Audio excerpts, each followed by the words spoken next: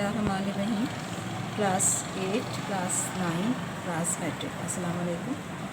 उर्दू की क्लास है आपकी और आपका चैप्टर है कौमी हमदर्दी। चैप्टर नंबर 2 है ये 8 क्लास के लिहाज से, और मैट्रिक के लिहाज से ये चैप्टर नंबर 3 है 9 और मैट्रिक के लिहाज से। रीडिंग मैं इसकी कर रही हूँ, इसको एक्सप्लेन करती हूँ। और से देखिए किताबों में सफ़ा नंबर है 24। हमदर्दी का लफ्ज़ हम और दर्द दो फ़ारसी कलमों से मुरक्कब है। दर्द के मायने दुख और तकलीफ़ के हैं, और हम का लफ्ज़ इश्तराक के मायने लेता है। बस हमदर्दी के लफ्ज़ से दो या कई शख्सों का दुख और तकलीफ़ में शरीक होना ज़ाहिर होता है, ख्वाह इरादे से हो ख्वाह बे इरादा।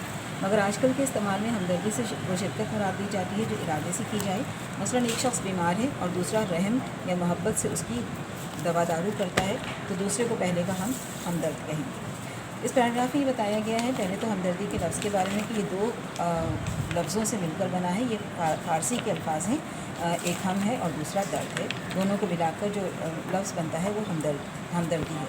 इसके मायने ये हैं कि हम दूसरों के दुख में, तकलीफ़ में, मुश्किल में उनके साथ शामिल हो जाएं और उनको जो है वो इससे निजात दिलाने की कोशिश करें, चाहे हम ये इरादे के तहत करें, जानबूझ के करें या बग़ैर इरादे के करें। मगर आजकल आम तौर पे हमदर्दी वही है जो सोच समझ के इरादे के तहत की जाती है। कि मिसाल के तौर पर एक शख्स बीमार है तो दूसरा हमदर्दी की वजह से उसके इलाज मुआवजा करता है या उसकी इयादत करता है या उसका कोई भी किसी तरह से उसके काम करता है।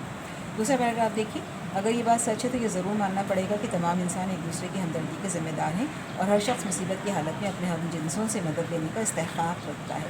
कौन है जो इस बात से इनकार करेगा कि भाई को भाई से एक ताल्लुक़ है जो एक को दूसरे की हमदर्दी पर मजबूर करता है। फिर क्या वजह है कि उन भाइयों की औलाद में उस हमदर्दी का कोई हिस्सा बाकी ना रहे। बेशक जब तक कि बाप के खून का खतरा औलाद की रगो पे में बाकी है, हमदर्दी का रिश्ता कभी मुनक़ता नहीं हो सकता। यानी कि हम इस बात से इनकार नहीं कर सकते कि हम इंसान एक दूसरे की हमदर्दी के ज़िम्मेदार हैं। यानी ये हमारे लिए ज़रूरी है, हमारे पर फ़र्ज़ है कि हम एक दूसरे के साथ हमदर्दी से पेश आएँ।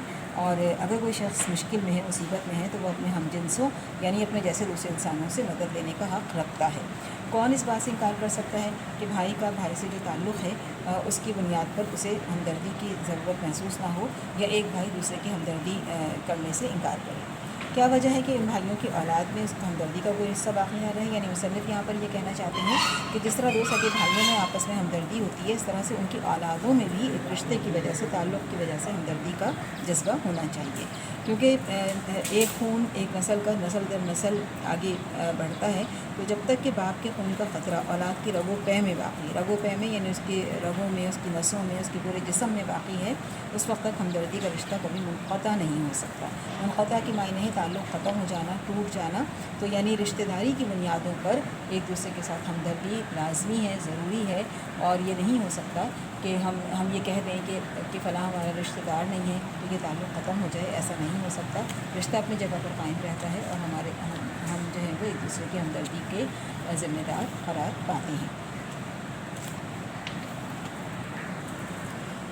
हमदर्दी हैवानात में भी पाई जाती है, यानी इंसानों की तरह जानवरों में भी ये जज्बा पाया जाता है। हम देखते हैं कि ये अपने बच्चों को जो है वो उनकी परवरिश करते हैं, उनकी देखभाल करते हैं, उनकी हिफाजत करते हैं, उनको ग़िज़ा पहुँचाते हैं। आपने देखा होगा कि चिड़िया का बच्चा जब छोटा सा होता है तो वो एक एक दाना चुन के लाती है और अपने बच्चे के मुँह में डालती है।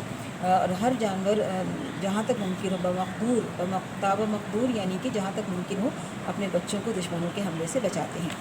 इनकी ये आम आदत है, एक फितरत है उनकी। उसके अलावा जो है वो जैसे जंगली बत्तखों की यहाँ मिसाल दी गई है कि जंगली बत्तखों का गोल जब किसी खेत में उतरता है, वहाँ किसी तरह का खटका नहीं पाता, तो सब के सब एक साथ बांध कर दाना चुगते हैं। मगर उनमें से एक बत्तख नौबत ब नौबत अपने हम जिनसों की चौकसी करती रहती है और जब तक पहरा देती रहती है एक दाना नहीं खाती।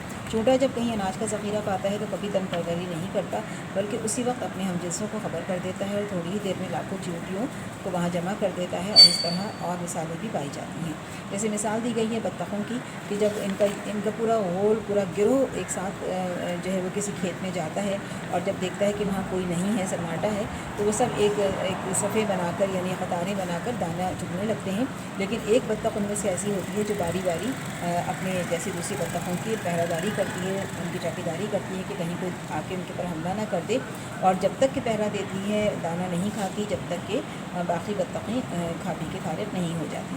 اسی طرح سے مثال دی گئی ہے چونٹے کی کہ جب کہیں اسے اناج کا یعنی جیسے چاول ہے, دال ہے, کوئی اور اس طرح کھانے پینے کی چیز ہے تو اس کا ذخیرہ کہیں پہ نظر پڑتا ہے, نظر آتا ہے, تو وہ تن پروری نہیں کرتا. تن پروری نہیں کرتا یعنی اپنا پیٹ نہیں بھرتا, بلکہ سب اپنے جیسے چونٹوں کو خبر کر دیتا ہے, اطلاع کر دیتا ہے. تھوڑی دیر میں کئی چونٹے وہاں لاکھوں چونٹے جمع ہو جاتے ہیں اور سب مل کے وہ چیزیں جو ہیں وہ کھاتے ہیں. اس طرح کی کئی اور مثالیں بھی جانوروں سے ہم حاصل کر سکتے ہیں.